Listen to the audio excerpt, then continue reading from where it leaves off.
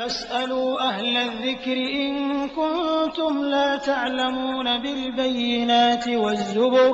বাংলাদেশের বেশিরভাগ মসজিদে জুমার দিন যে বাংলা খুতবা হয় তার ব্যাপারে কি বলবেন? এটি কি শরিয়া সম্মত, সুন্নাহ সম্মত? আর আরবি খুতবা তো বুঝি না, এক্ষেত্রে করণীয় কি?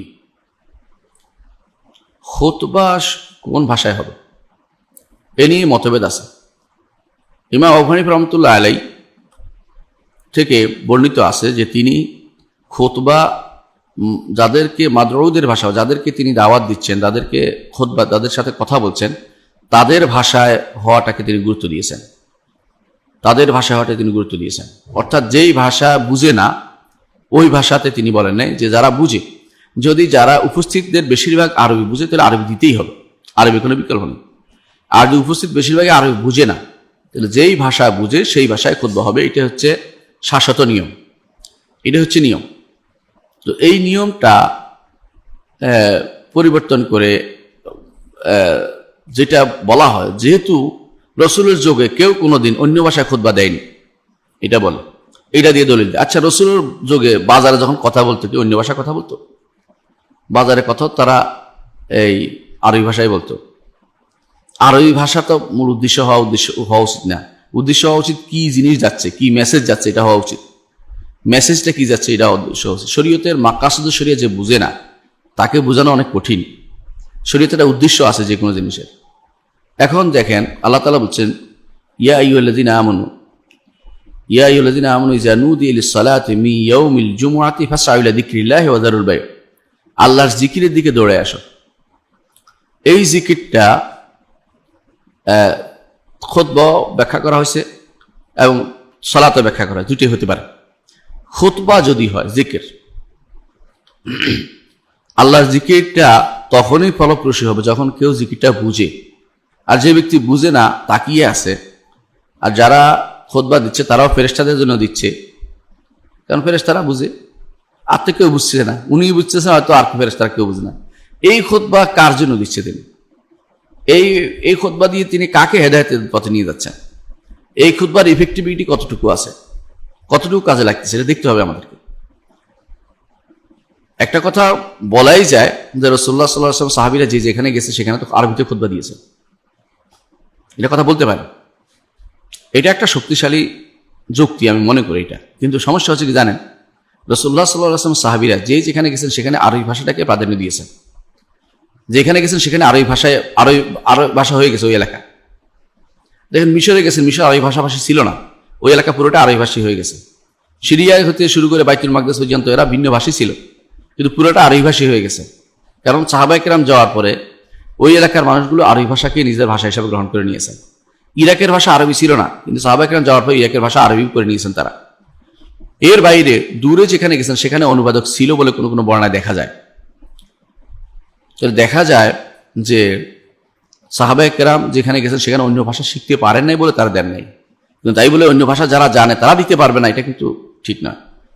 তাহলে এই মাসআলাটা যেখানে খুতবা কোন ভাষায় হবে, এটার মধ্যে আমরা দেখতে পাচ্ছি যে যারা বলে যে আল্লাহ রাসূল আরবি দিয়েছেন, সাহাবায়ে কেরাম আরবি দিয়েছেন, আমরা আরবি দিব, এদের একটা যুক্তি আছে, অযুক্তি বলছি না, যুক্তি আছে।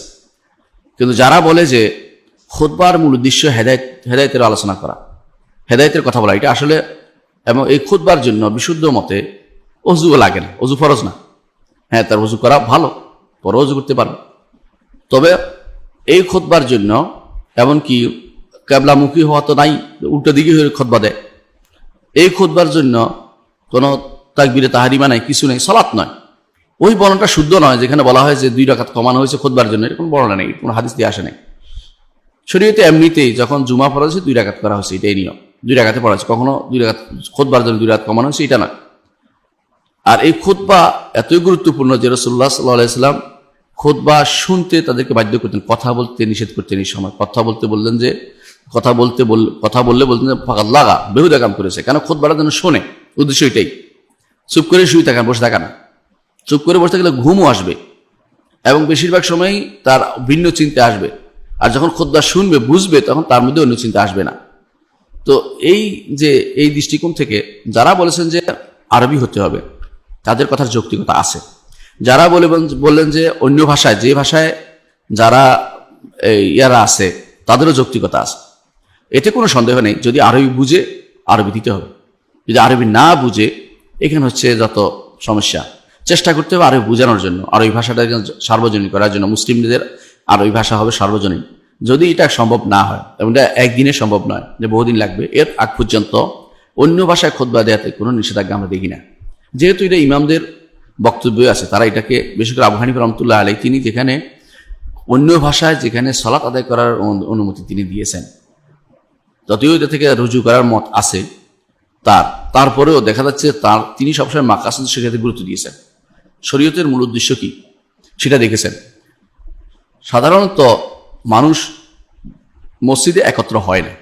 জুমার দিনে যাদের আল্লাহ তাআলা বিবেক দিয়েছেন, বিবেকবান মানুষই জুমার দিনে মসজিদে যেতে চায়।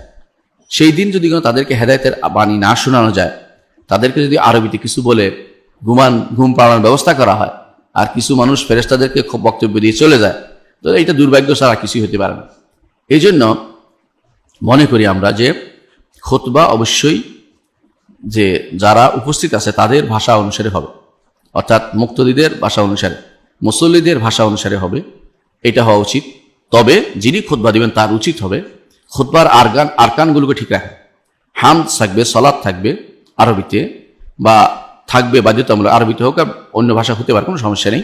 কিন্তু তাকওয়ার থাকবে, হাম থাকবে, সালাত থাকবে, তিনটি জিনিস যদি থাকে এবং দোয়া থাকে, তাকওয়ার কথা থাকে, তাকওয়ার ওসিয়ত থাকে, প্রশংসা থাকে, আল্লাহ রাসূলুল্লাহ সাল্লাল্লাহু আলাইহি ওয়াসাল্লাম দরুদ থাকে এবং দোয়া থাকে, বাকি যত আলোচনা করবে অন্য ভাষায় হলে কোনো সমস্যা নেই। এবং এটাই হচ্ছে জরুরি, জিনিস, এটা মেনে নেওয়া উচিত। এর বাইরে বর্তমানে আরেকটি জিনিস চালু করা হয়েছে, সেটা দুর্ভাগ্যবশত কখনো সুন্নতের ভিতরে পড়বে না বা সুন্নাহ বিরোধী হবে। সেটা কি? সেটা হচ্ছে আগে এসে ইমাম সাহেব আলোচনা রাখেন। ইমাম সাহেব আগে এসে আলোচনা রাখছে এমন কোনো বক্তব্য আপনি কোনো সলাফ থেকে দেখাতে পারবেন না। ইমাম সাহেব করতেন না। ওমর রাদিয়াল্লাহু আনহু আসার আগে অন্য একজন বসে বক্তৃতা করতেন, তামিমুদ দারি রাদিয়াল্লাহু আনহু, তিনি বক্তৃতা করতেন, প্রমাণ পাওয়া গেছে। এবং সাহাবায়ে কেরামের মধ্যে কেউ কেউ ইমাম আসার আগে তারা কথা বলতেন, কিন্তু ইমাম সাহেব তিনি এসেই খুতবায় দাঁড়িয়ে যেতেন। এই জন্য কেউ কেউ ইমাম সাহেব এসে 2 রাকাত পড়বে কিনা এত মতভেদ করেছেন। যেহেতু ইমাম রাসূলুল্লাহ সাল্লাল্লাহু আলাইহি ওয়াসাল্লাম মসজিদে এসে আবার 2 রাকাত পড়েছেন, কোনো প্রমাণ পাওয়া যায় না জুমার দিনে, সেই জন্য তারা এটা মতভেদ করেছেন। কিন্তু যদি ইমাম সাহেব আগে এসে মসজিদে বসেন তো বসার আগে তার পড়বেন, এটা আলাদা কথা। কিন্তু তিনি মসজিদে ঢুকেই নিয়ম হচ্ছে এটা, তিনি খুতবা শুরু করে দিবেন। এই জন্য কখনো কখনো যদি সময় কম থাকে, ইমাম সাহেব, খতিব সাহেব তিনি ঢুকেই খুতবা দাঁড়িয়ে দেবেন, সালাম দিয়ে খুতবা শুরু করে, আযান দিয়ে শুরু করতে বলবেন, এটাও জায়েজ। যদি তিনি দেখেন যে সময় আছে তাহলে বসবেন, তাহলে তিনি সুন্নাত আদায় করবেন মসজিদে ঢুকে, এটা জায়েজ আছে, না জায়েজ না যদি বসেন তিনি। আর যদি না বসেন সরাসরি ওখানে, তাহলে সুন্নাত পড়ার দরকার নেই তার। তাহলে বোঝা গেল যে মসজিদে ইমাম সাহেব কখনো জুমার দিনে আলাদা একটা হালকা কায়েম করা নিষেধ করা হয়েছে হাদিসে। নাহা রাসূলুল্লাহ সাল্লাল্লাহু আলাইহি ওয়াসাল্লাম হেলাক ইয়াউমুল জুমা, জুমার দিনে হেলাক করে আলাদাভাবে বসে গোল হয়ে কোনো আলোচনা করাতে রাসূলুল্লাহ সাল্লাল্লাহু আলাইহি ওয়াসাল্লাম নিষেধ করেছেন। তো জুমার দিনে আগে যেটা করা হয় এটা নিষিদ্ধের ভিতরে পড়বে। কেন পড়বে না? কারণ জুমার গুরুত্ব কমিয়ে দেয়, এই জন্য নিষেধ করা হয়েছে। এখন যারাই এই আলোচনা শুনে জুমাটাকে মনে করে একটা কিছু কইলো আর কি, এটা একটা চালু করে দিল আর কি, এটা তো আরবিতে পড়তেছে আর কি, কিন্তু এটা যে গুরুত্বপূর্ণ বেশি, এটার গুরুত্ব তার একেবারেই নাই এখন আর, কারণ তিনি তো আলোচনা শুনেছেন। বাকিটা এখন তিনি ইমাম সাহেব কতক্ষণ মুখস্থ, কতক্ষণ দেখে, কতক্ষণ যা ইচ্ছে তা আরবিতে জবাব যা ইচ্ছে তা বকাবকি করছেন, এখন তিনি সালাত আদায় শুরু করে দিয়েছেন। এইটা আসলে সুন্নাহ বিরোধী কাজ। যদি কোনো কিছু করতেই হয়, আবারও বলছি, যদি বলে আমি আরবিতেই দিব, তাহলে আরবির পরে, সালাতের পরে যদি কোনো কেউ জানিয়ে দেয় তাহলে নিষেধ নেই, কারণ সেই সময় তো উন্মুক্ত সময়। সালাতের আগে উন্মুক্ত সময় নয়, এটা নির্ধারিত সময়, শরীয়তে নির্ধারিত জায়গা। এগুলো কি করতে হবে না করতে হবে শরীয়ত নির্ধারণ করে দিয়েছেন। এই জন্য সালাতের আগে, এই জুমার সালাতের আগে আবার একবার বসে আলোচনা করে, এরপরে খুতবা পাঠ 2টা, এরপরে আবার সালাত আদায় করা, এই সিস্টেমটা এটা বেদাতি সিস্টেম হবে। এটা থেকে আমাদেরকে বেরিয়ে আসতে হবে। যাদেরকে আল্লাহ বিবেক দিয়েছে তারা বোঝা উচিত। রাসূলুল্লাহ সাল্লাল্লাহু আলাইহি ওয়াসাল্লাম তিনি কখনো এই জাতীয় হেলাক বা হালকা কায়েম করতেন না, আলোচনার বৈঠক বসাতেন না। আর তিনি খতিব ছিলেন, এবং যারা এই যে খতিব হবে তিনি এটা করবেন না। অন্য কেউ যদি কোনো তিনি এর আগে আলোচনা করেন তো নিষেধ নাই, তবে এটা যেন সীমিত আকার হয়, যে যেন এমন যেন না হয় যে খুতবার গুরুত্ব কমিয়ে দিবে, সেটা জায়েজ নেই। কারণ অন্য হাদিসে যেহেতু বলা হয়েছে নাহা রাসূলুল্লাহ সাল্লাল্লাহু আলাইহি ওয়াসাল্লাম হেলাক ইয়াউমুল জুমা, জুমার দিনে হালকা করা নিষেধ। এর জুমার দিনে কিন্তু অন্য কাজ বাদ দিয়ে নিয়ম হচ্ছে জুমার খুতবার জন্য অপেক্ষা করা, প্রত্যেকটি মানুষ জুমার খুতবার জন্য অপেক্ষা করা যতক্ষণ ফাসাল্লামা কুদ্দির আলাহু। একজন মানুষ এতে ক্ষতি হয় কি, একজন মানুষ মসজিদে ঢুকলে তাকে বলে যে বসে যান, আপনি সময় দেয়া হবে, এটা সুন্নাহ বিরোধী কাজ। মসজিদে ঢুকে তিনি আলোচনা শোনার জন্য বসে গেল, সুন্নাহ বিরোধী কাজ করলো। মসজিদের যে বিরাট সুন্নতে মুআক্কাদা অনেকের নিকটেই গুরুত্ব তাকিদপূর্ণ সুন্নত হচ্ছে যে 2 রাকাত সালাত পড়তেছে না, আবার ফাসাল্লামা কুদ্দির আলাহু হাদিসে আসছে যতক্ষণ সম্ভব শরীয়ত তার জন্য যে অনুমতি দিয়েছে যতক্ষণ তার পক্ষে সম্ভব অতক্ষণ সে সালাত আদায় করবে, এটাই হচ্ছে শরীয়তের বিধান।